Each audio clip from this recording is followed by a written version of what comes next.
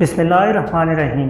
अस्सलाम वालेकुम दोस्तों, एक बार फिर आपको दी गई हमारी तमाम मालूमात दुरुस्त साबित हुई। शुक्र अल्हम्दुलिल्लाह। तो दोस्तों, आज हम बात करेंगे उर्लूश उस्मान की एपिसोड 47 में क्या होने वाला है। तो दोस्तों, क्या दुंदार अदरीस को मारकर आसानी से फरार हो जाएगा? निकोला अपने कबीले से निकलेगा किले में से, तो क्या उस पर हमला किया जाएगा, उस पर घात लगाई जाएगी? और दूसरे नंबर पे गोकटू ने क्या ख़त उसे दिया है, उस पर क्या मालूमात लिखी हुई है। और आखिर में हम बात करेंगे कि मालहन खातून अपने तमाम मालूमात और मुतालबात मनाने में कामयाब हो चुकी है।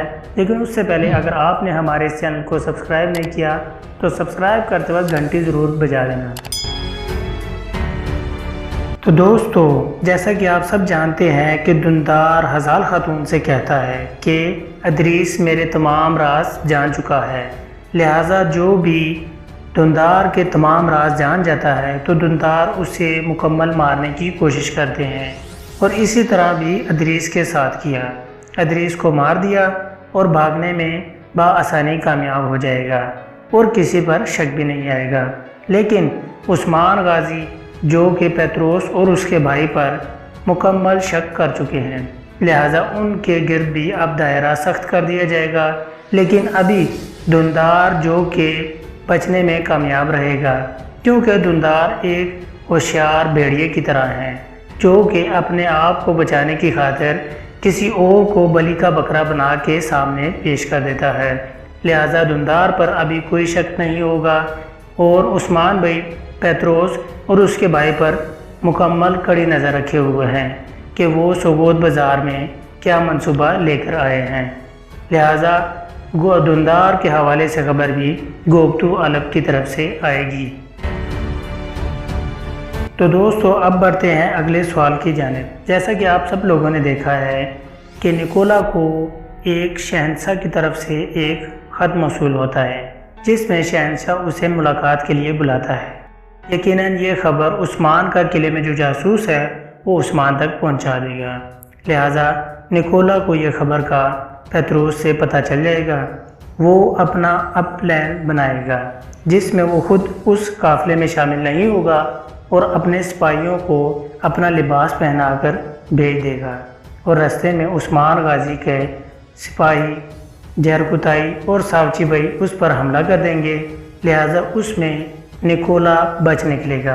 लिहाजा निकोला को भी अब शक हो जाएगा कि हमारे किले में एक और गद्दार मौजूद है। लिहाजा वो भी उस्मान तक खबरें पहुंचा रहा है। इस तरह पेत्रोस जो कि निकोला की नज़रों में अपना और किरदार अहम करेंगे, लेकिन वो उस्मान का भी दिल जीतने के लिए कोई ऐसा मंसूबा बनाएंगे जिससे उस्मान को उनके ऊपर शक कम हो और वो उस्मान को ये साबित कर सकें कि हम निकोला के साथ नहीं हैं। आपका जहन में कोई और सवाल है तो हमें कमेंट में ज़रूर बताइएगा और अपनी राय भी ज़रूर दें। तो दोस्तों, अब बढ़ते हैं अगले सवाल की जानिब। उस्मान गाजी ने गोकटू अलग को कुछ ऐसे दस्तावेज़ात दी होंगी जिस पे निकोला उस पर शक ना कर सके। लिहाजा निकोला को वो अपनी दस्तावेज़ात पेश करेगा और उनमें तमाम तर तफसील बयान करेगा। लिहाजा निकोला गोकटू अलग पर यकीन तो नहीं करेगा, लेकिन कुछ हद तक उस पर इत्मीनान हो जाएगा। लिहाजा गोकटू अलग जो कि उस्मान भाई का सिपाही है और उस्मान के साथ मिला हुआ है, यकीनन उस पर अभी मुकम्मल इत्मीनान वो नहीं करेगा। चंद ही मायदों पर उसे हासिल रसाई होगी। तो दोस्तों, अब आखिर में बात कर लेते हैं मालहन खातून के हवाले से, जो कि कबीले में एक एलची के तौर पर आई थी। लिहाजा वो अपने तमाम मुतालबात उस्मान गाजी को बताएगी कि हमारे इतने रेवड़ है जो कि गिनती में भी बाहर है, लिहाजा उनके घास फूस के लिए हमें जगह चाहिए होगी। और उस्मान भाई उसके तमाम मुतालबात और बातें सुनकर यकीनन उसे अपने यहाँ कबीले में रहने के लिए जगह देंगे। वो इस वजह से वहाँ से निकलना चाहते हैं कि वहाँ गिहातू और मंगोलों ने हमला कर रखा है और उन्हें तंग किया हुआ है। लिहाजा वो वहाँ से निकलना चाहते हैं और यहाँ उस्मान भाई के यहाँ रहना चाहते हैं।